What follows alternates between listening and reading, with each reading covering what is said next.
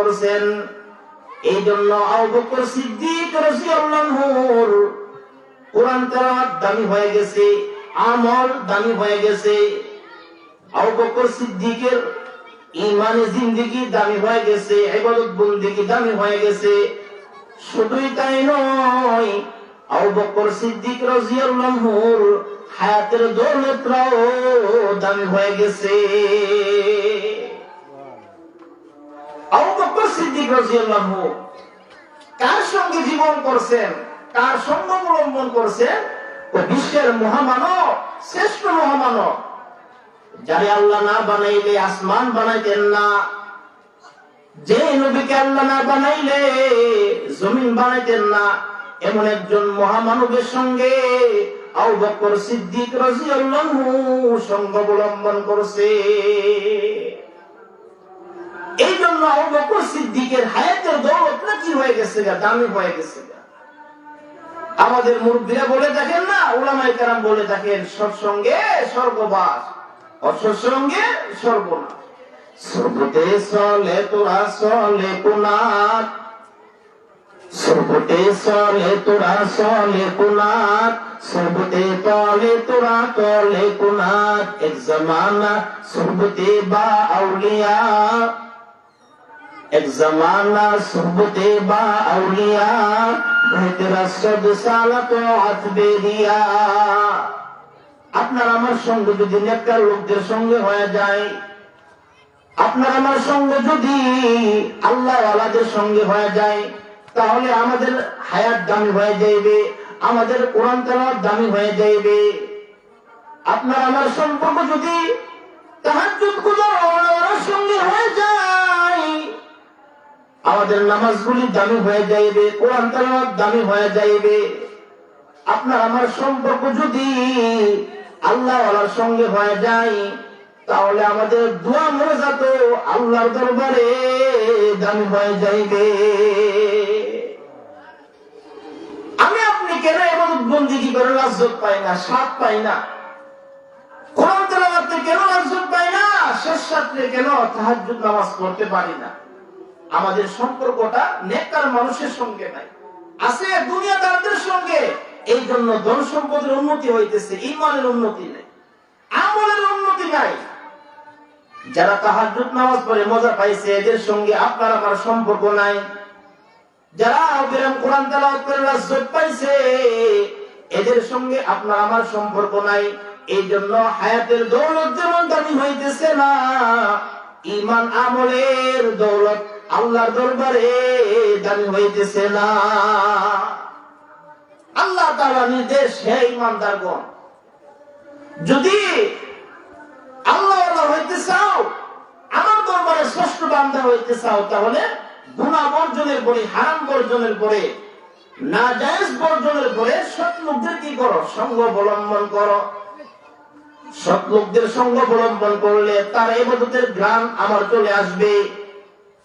খাজা বাকি বিল্লাহ রাহমাতুল্লাহি আলাইহি জবরদস্ত আল্লাহ ওয়ালা ছিলেন হিন্দুস্তানের।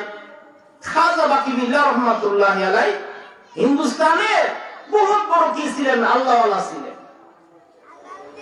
এই নেককার লোকদের সঙ্গ অবলম্বন করলে, সম্পর্ক কায়েম করলে কি যে ফায়দা, কয়েকটা ঘটনা আমি আপনাদের সামনে কি করব, পেশ করব। আপনার আমার সম্পর্কটা তো এখন একজন নামাজীর সঙ্গে নাই।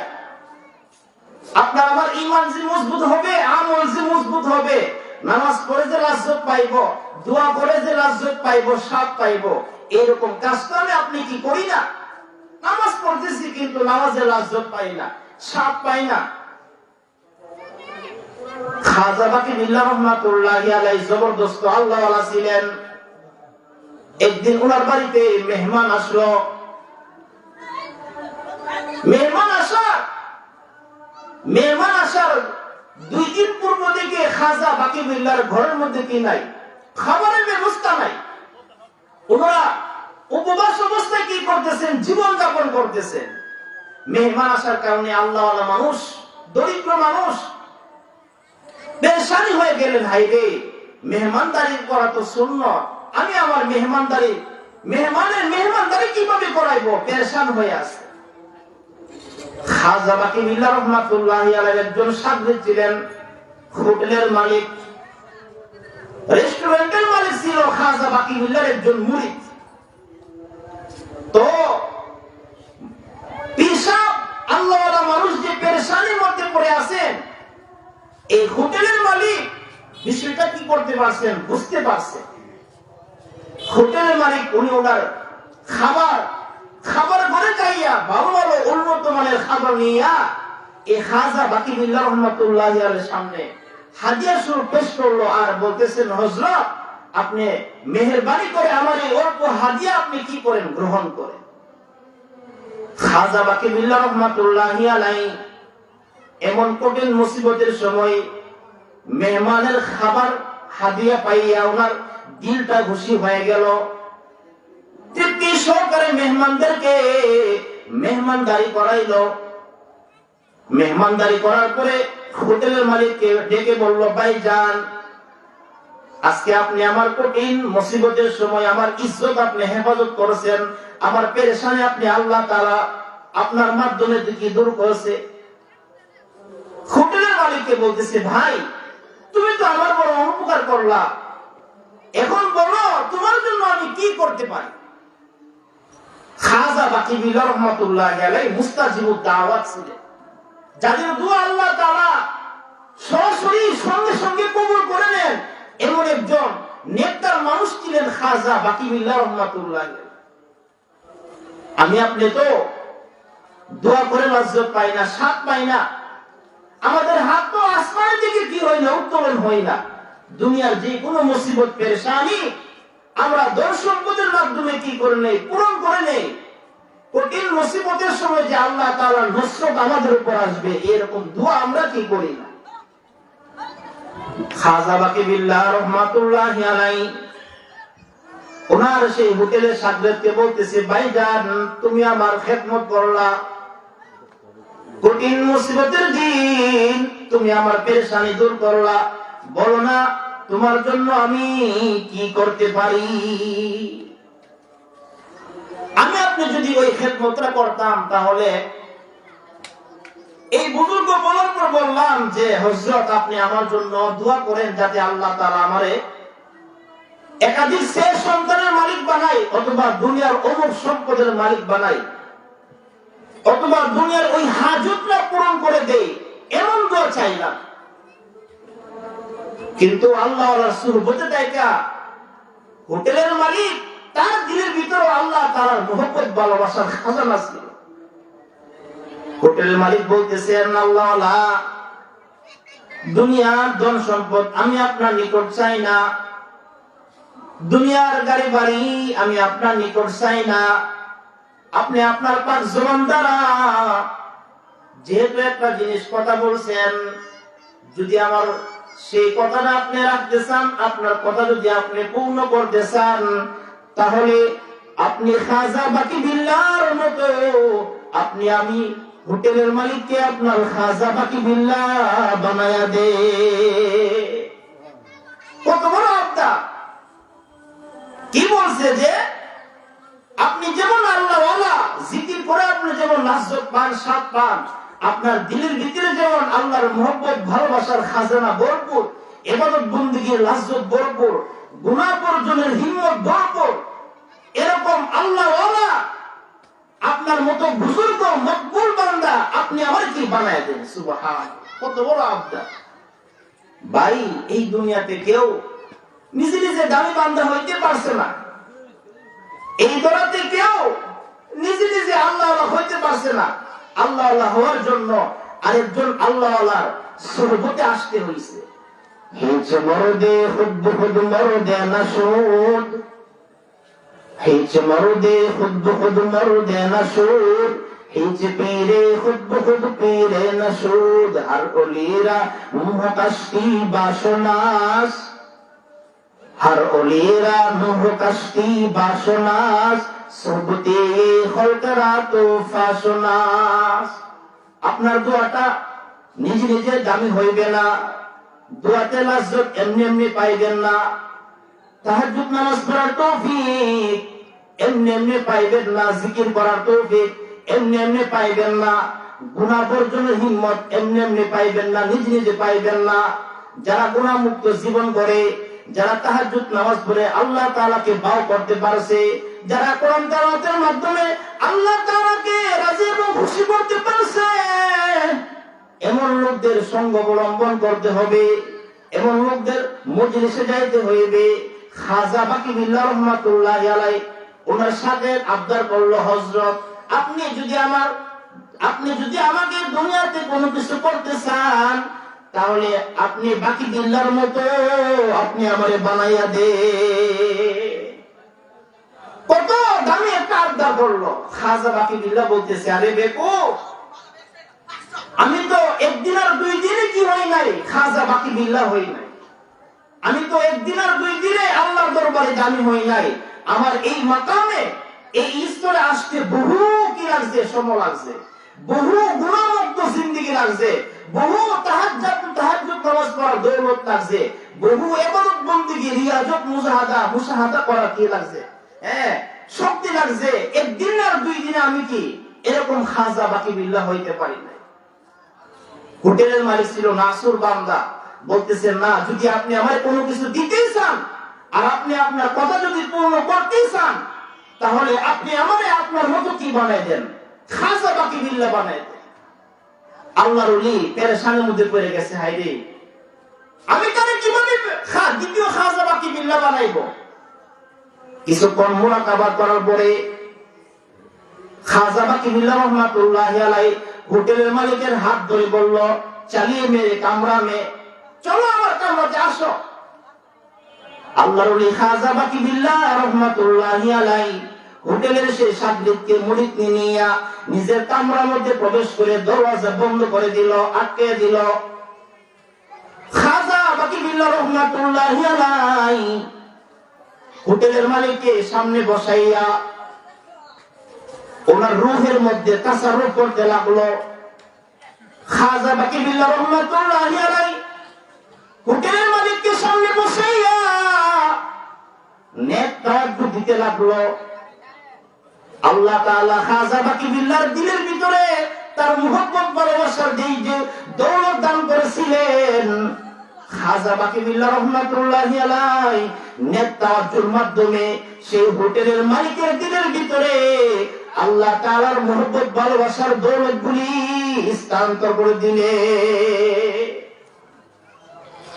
বলেন না, একটি মোবাইল থেকে যদি আরেকটি মোবাইলে ব্লুটুথের মাধ্যমে, শেয়ারের মাধ্যমে অডিও, ভিডিও, পিক যাই কিছু বলেন সবগুলো যদি আসা নেওয়া করা যায়, তাহলে এই সাধারণ মানুষের হাতে বানানো মোবাইল দ্বারা যদি এত ক্ষমতা, এত পাওয়ার, তাহলে যে দিলটা আল্লাহ বানাইছেন, যে কলমটা আল্লাহ বানাইছেন, এই দিল থেকে কি আল্লাহ তাআলার মেহেরবানিতে, আল্লাহ তাআলার দয়া মায়ে, আল্লাহর মুহাব্বত ভালোবাসা, নেক তাওয়াজ্জুহ কি স্থানান্তর হইতে পারে না? অবশ্যই পারে। খাজা বাকি বিল্লাহ রহমাতুল্লাহি আলাইহি হোটেলের মালিককে খাজা বাকি বিল্লাহর দিলের ভিতরে আল্লাহ তাআলা যেই মুহাব্বত ভালোবাসার খাজানা দান করেছিলেন, হোটেলের মালিকের ভিতরে খাজা বাকি বিল্লাহ রহমাতুল্লাহি আলাইহি সেই মুহাব্বত ভালোবাসার দৌলত এমন দান করলেন, এবার ওনার দিলের অবস্থা পরিবর্তন হয়ে, ওনার দেহের রংটা পরিবর্তন হয়ে কামরা থেকে দুইজন খাজা বাকি বিল্লাহ বের হয়ে গেল। হোটেলের মালিক দেখতে এখন কি দ্বিতীয় খাজা বাকি বিল্লাহ। মানুষ এখন চিনবে কিভাবে যে কোনটা আসল বাকি বিল্লাহ, কোনটা নকল বাকি বিল্লাহ? মানুষ এইভাবে চিনতে পারছে যে যিনি আসল খাজা বাকি বিল্লাহ, ওনার এই মুহাব্বত ভালোবাসার ইবাদত বন্দেগীর লাজ্জত ধীরে ধীরে অর্জন হয়েছে, এই জন্য ওনার হাঁটা চলাফেরা কি স্বাভাবিক। আর নেক তাওয়াজ্জুর মাধ্যমে, সুহবতের মাধ্যমে দ্বিতীয় আরেকজন যে খাজা বাকি বিল্লাহ হোটেলের মালিক হইল, তার ভিতরে তো একটা পাহাড় কি পেয়ে গেছে, এই জন্য তার চলাফেরা হাঁটাঘোড়া কি স্বাভাবিক নয়, তার এখনো কি হুঁশ ফেরে নাই। ঐতিহাসিক কিতাবের মধ্যে লেখা আছে, 3 দিন পরে এই দ্বিতীয় খাজা বাকি বিল্লাহ হোটেলের মালিক আল্লাহ তাআলার মুহাব্বত ভালোবাসার এত পাহাড় পরিমাণ দৌলত সহ্য করে না পেরে আল্লাহর সান্নিধ্যে জান্নাতে সে চলে গেছে। সুবহানাল্লাহ।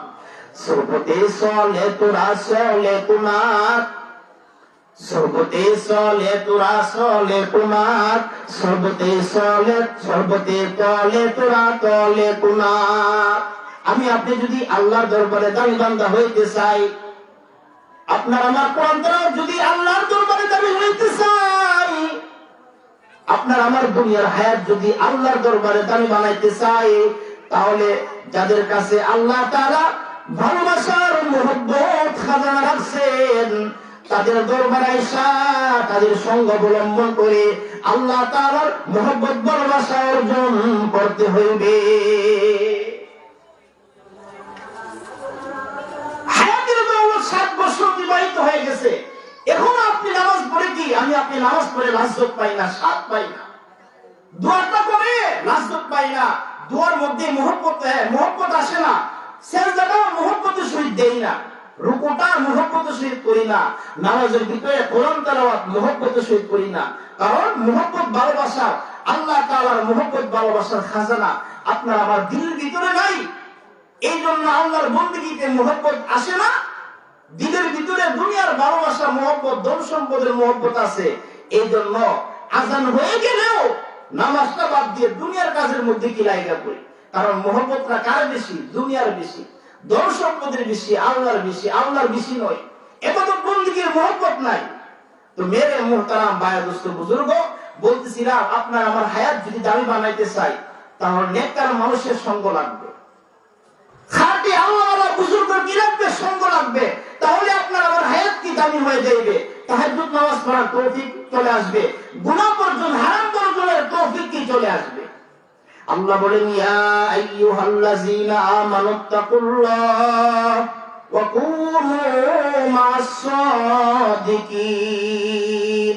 আল্লাহ বলেন হে ঈমানদারগণ, যত রকমের হারাম আছে সব রকমের হারাম বর্জন করো, আমি আল্লাহ তাআলা কি করো? সর্বাবস্থায় ভয় করো। 2 নাম্বার, নেককার লোকদের সান্নিধ্য অবলম্বন করো, আল্লাহওয়ালাদের সান্নিধ্য অবলম্বন করো। পূর্বেকার জমানায়, আগেকার জমানার একটা নিয়ম ছিল যে কেউ যখন নবীর খেদমত করত, নবীর সঙ্গে এসে সম্পর্ক কায়েম করত, আল্লাহ তাআলা নবীর সঙ্গে সম্পর্ক কায়েম করার বদৌলতে আল্লাহ তাআলা নবীর খাদেম কি বানাই দিয়েছে? নবী বানায় দিয়েছে। যেমন আল্লাহর পয়গম্বর হযরত ইলিয়াস আলাইহিস সালাম দ্বীনের দাওয়াত নিয়ে কৃষি জমিনের পাশ দিয়ে হাঁটাহাঁটি করতেছেন।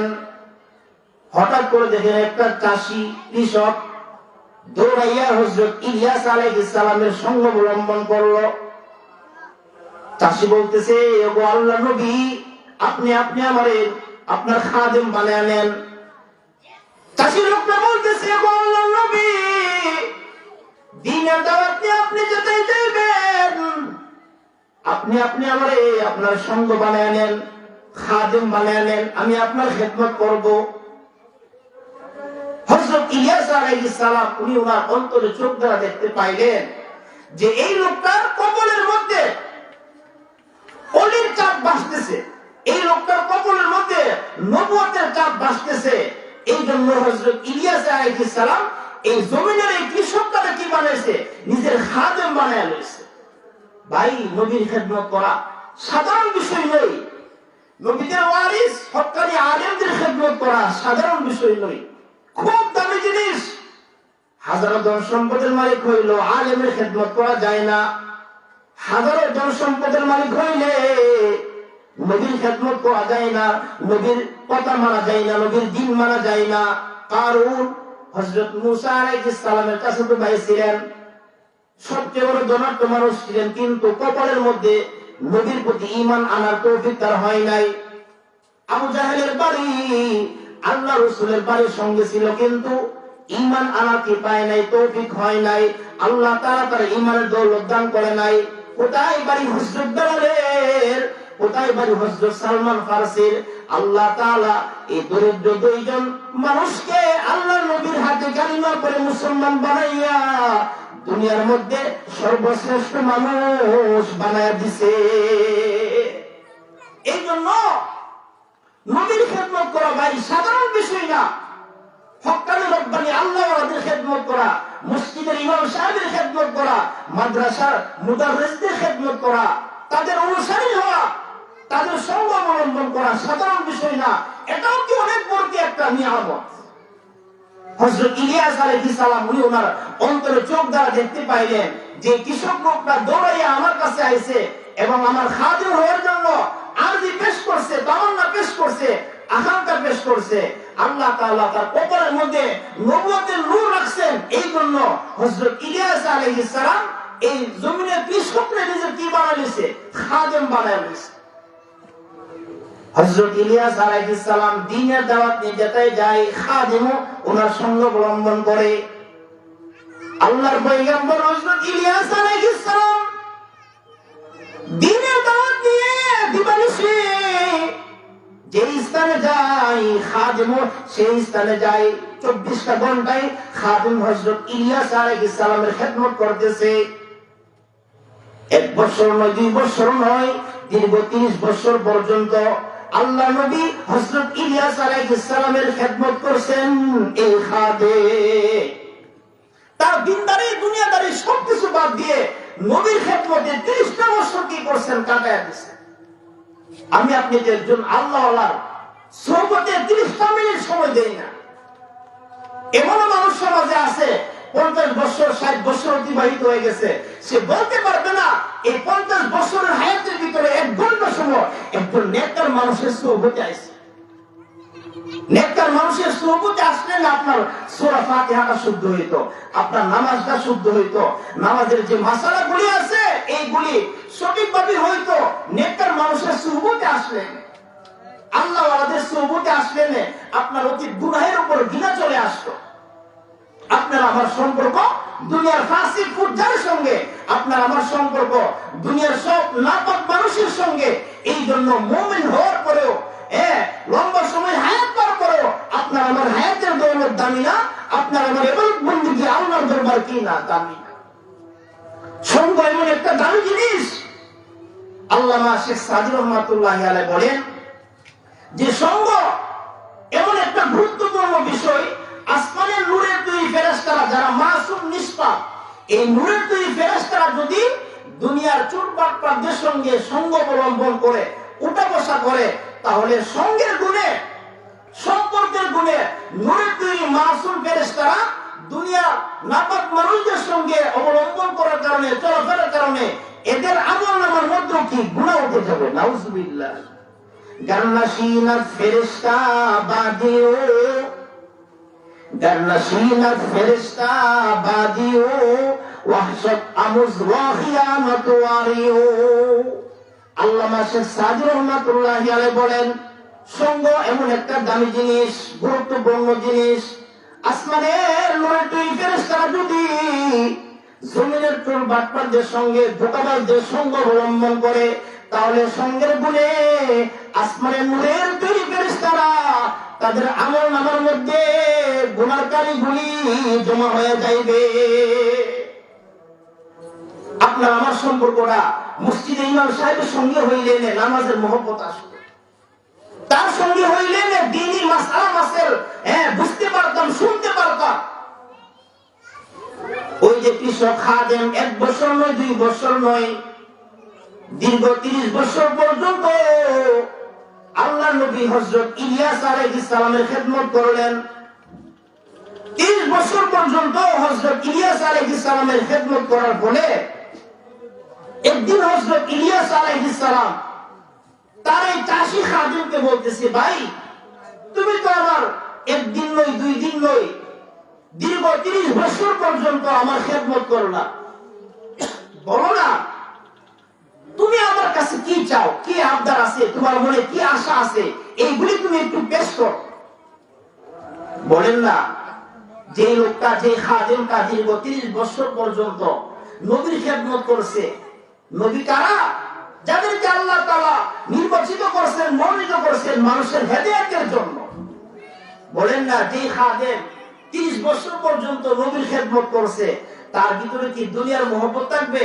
না, তার ভিতরে কি মহব্বত থাকবে? আখিরাতের মহব্বত, আল্লাহর মহব্বত, দ্বীনের মহব্বত, ইসলামের মহব্বত। আসমান থেকে প্রেরিত কিতাবের মহব্বত তার ভিতরে থাকবে। খাদেম বলতেছে, নবী আল্লাহর নবী ইলিয়াস, দুনিয়ার ধন সম্পদ আমি আপনার নিকট চাই না। যদি আপনি আমারে কোনো কিছু দিতে চান, তাহলে আমার একটা আরজি হইল, আপনার ইন্তেকালের পরে আল্লাহ তাআলা আমার উপর যেন আসমানি ওহীর বরকত নাযিল করে। তার মানে আমার আপনার ইন্তেকালের পরে যেন আল্লাহ তাআলা আমারে এই গোত্রের এই কওমের জন্য কি বানায় নেই, নবী বানায় নেই। আপনি আল্লাহর দরবারে এই দোয়াটা করুন, যাতে আল্লাহ তাআলা আপনার ইন্তেকালের পরে আমার কি বানায় নেই, নবী বানায় নেই।